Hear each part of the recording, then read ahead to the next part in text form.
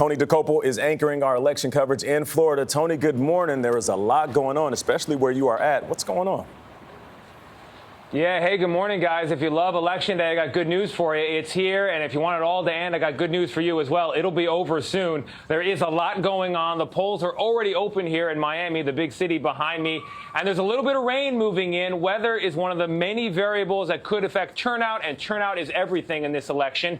But by the way, guys, every single voter in America has at least one race to vote on today. Everybody hearing my voice right now, and the results, they're going to shape at least the next 2 years of all of our lives, what we do with the economy, with inflation, the border, crime, access to abortion, and so many other issues we haven't even imagined yet because they haven't come up.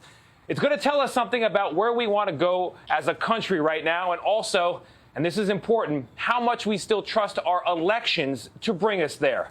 So, Nate, you're right. It is a very big day, and we've got reports ahead from states that could make all the difference in this election. But we're going to begin, actually, with the closing arguments from President Joe Biden and former President Donald Trump. And what's at stake, in their own words. This election is not a referendum. It's a choice. It's a choice between two very different visions of America. Joe Biden closed out the midterms very much like he started them. We know in our bones that our democracy is at risk, and we know that this is your moment to defend it. And for those less worried about democracy than the value of their dollar, he touted relief. We're shipping American-made products overseas instead of shipping American jobs overseas. But 2 years after Democrats won the White House and Congress, promising economic revival and national unity, Republicans say they've failed. Under the Trump administration, we had the greatest economy in the history of the world with no inflation. Biden and the Democrat Congress created the worst inflation in 50 years. For days now, former President Donald Trump, the man many blame for Republican losses last election, has once again been leading the call for a red wave on Tuesday. And if you want to stop the destruction of our country and save the American dream, then tomorrow you must vote Republican in a giant red wave. And history suggests he's going to get it, too.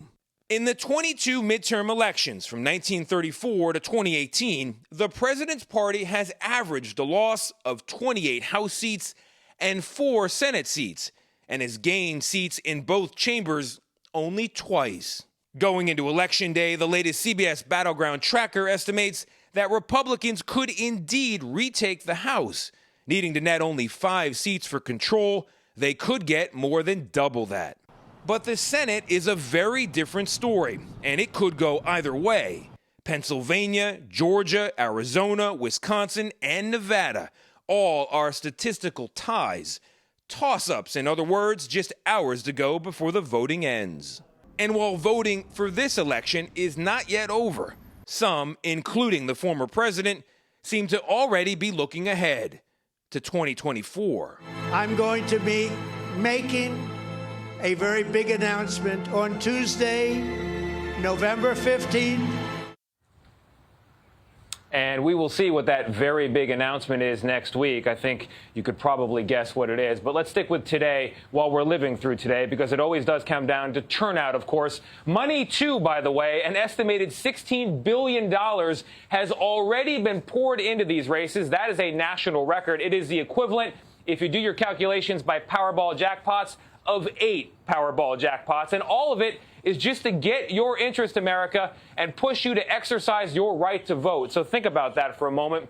And remember, there's only one poll that really matters, and that's the one being taken today at the ballot box. So get ready. Mark yours.